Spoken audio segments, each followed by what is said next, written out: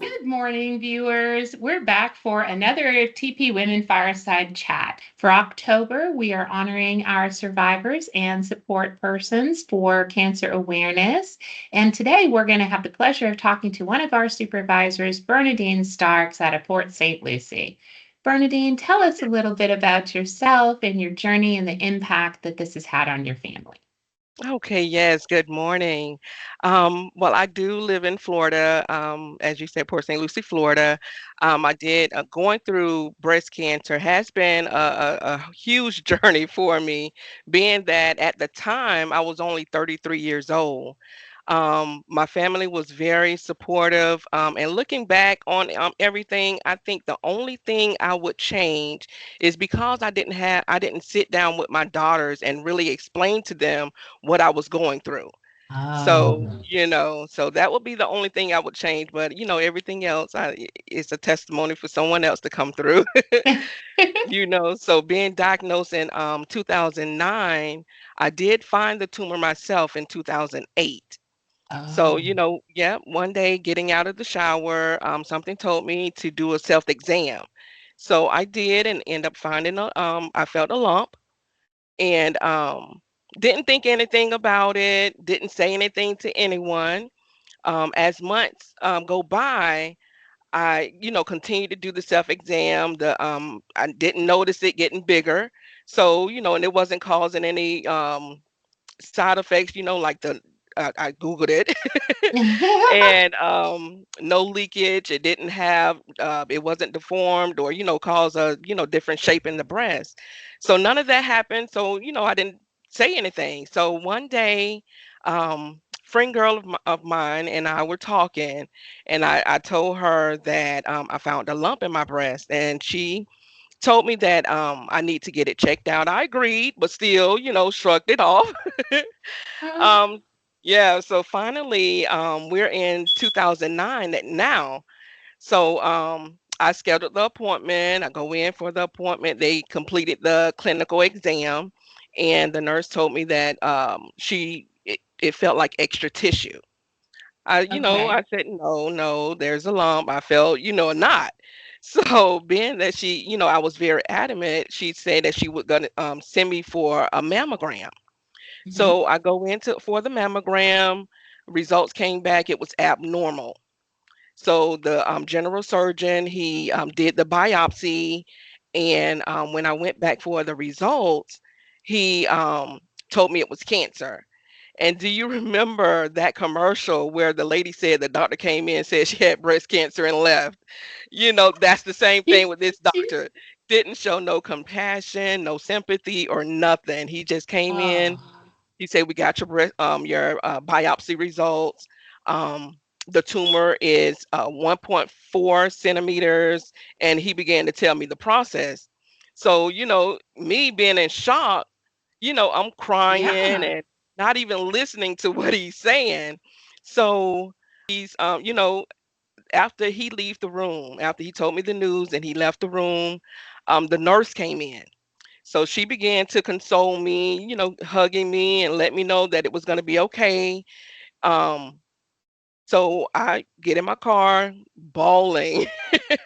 I'm Oh just crying, gosh. because my background, we didn't talk about that, Yeah. so me thinking cancer, I'm going to die, you know? And I'm the type that I never got sick, so didn't have no health insurance. So, Oh. yeah. So when I got home, I called my mom and I told her, and she get in mom mode and activate her mom powers. So she get on the Those are phone. real. Yes. She get on the phone and she began to call different organizations and foundations and everything. And what paid for the mastectomy was the Susan Komen Foundation. So yeah, Oh. yeah, and that's the foundation that I give back to now to this day. So I give back to that foundation, and then later on, I was approved for the state Medicaid. So everything happening so fast. So the general doctor, the surgeon rather, he referred me to this oncologist where I go in and get have the consult. Waiting in the waiting room, I guess this lady saw the fear in on my face. So God, used her to speak life into me. Because again, I'm thinking about dying. So Yeah. she spoke life into me, and I went into the restroom and I began to just, pray and repenting for, doubting God, you Yeah. know. So I went in to see the oncologist. She and my mom, was talking, and she, after introducing herself, rather, she we began talking, and she telling me the process, and being that the tumor was so small, she was saying that I may not need chemo or radiation, but she began to tell me the side effects of chemo, and every time she would tell me a side effect, I'm telling her, "Oh, nope, not so. Not for Not me. gonna happen for me. Not so." And she's looking at me like I'm crazy, but I'm telling her I'm not. She can't. I'm not allowing her to speak that over my life. So Yeah. it didn't happen. So less than 2 weeks from the biopsy, this tumor had grown from 1.4 centimeters to 5.4, putting me in a stage Oh 4. my Yes, gosh. as that quick. It was less than 2 weeks. And just mind you, all these months that I took, not going to the doctor right away, but Yeah. it was growing at the time. So I think it was the biopsy.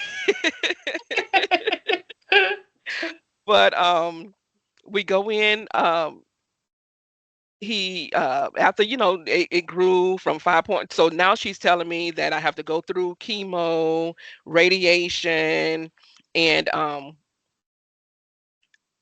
she did tell me once a tumor gets to 3 centimeters, it starts spreading throughout the body. So when Oh. when the general surgeon, when he saw that it was 5.4 centimeters, he had to remove the entire breast, and he removed many lymph nodes. It was a lot where I couldn't even lift my arm above my head. So I had to go through Wow. physical therapy. Yeah. But I thank God it hadn't spread it.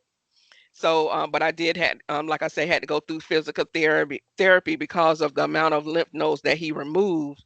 But got the test results from that, and like I say, it didn't spread throughout my body.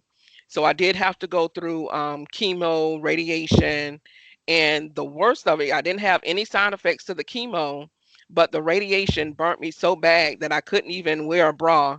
You know, Oh. yeah. So that was the worst part of it. But like I say, my family was very supportive. My sister, she was living in Maryland at the time. She called and say, I'll cut my hair off when your hair start falling out. But Aw. yeah. But luckily, it didn't get that far. It didn't. My hair didn't fall out or anything. And like I Oh said, I didn't wow. have any. Yeah, I didn't have any side effects. But she was saying the sores in my mouth. I'm losing weight. I actually end up gaining weight.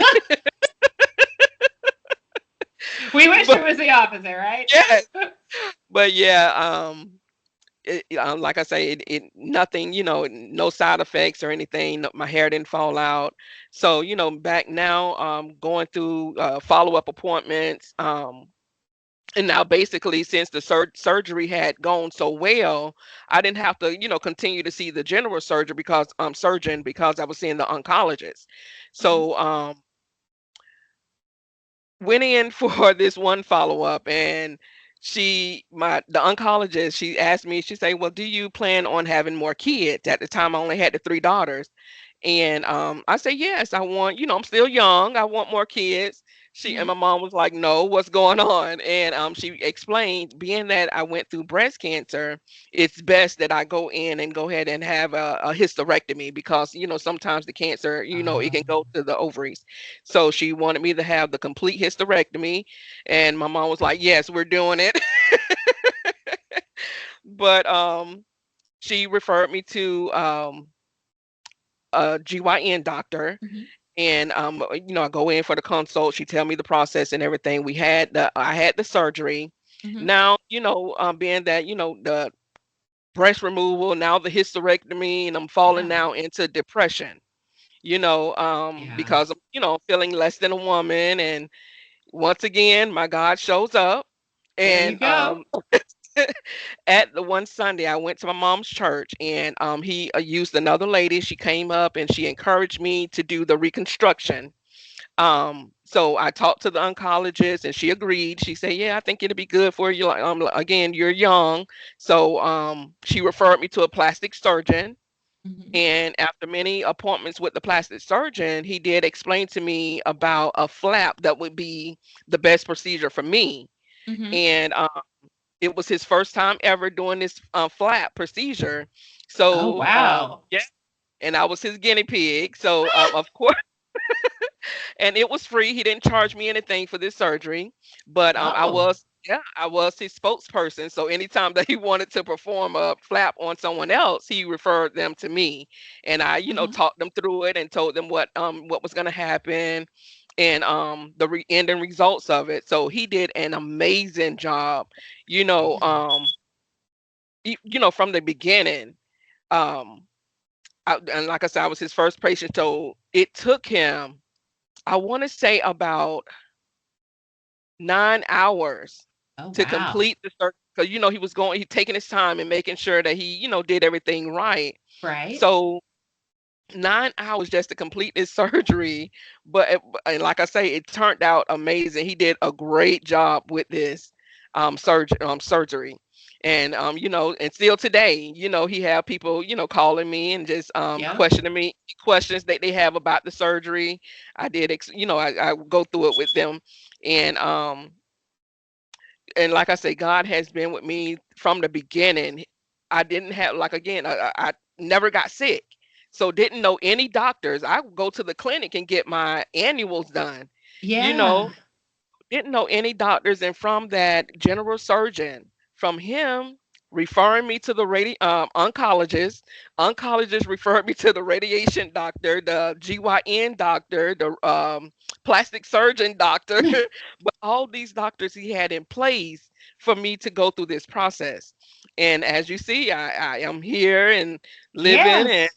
because Thriving. of, yes, because of my God. So through all of it, remember, I never got sick. Doctors didn't know any doctors, no insurance.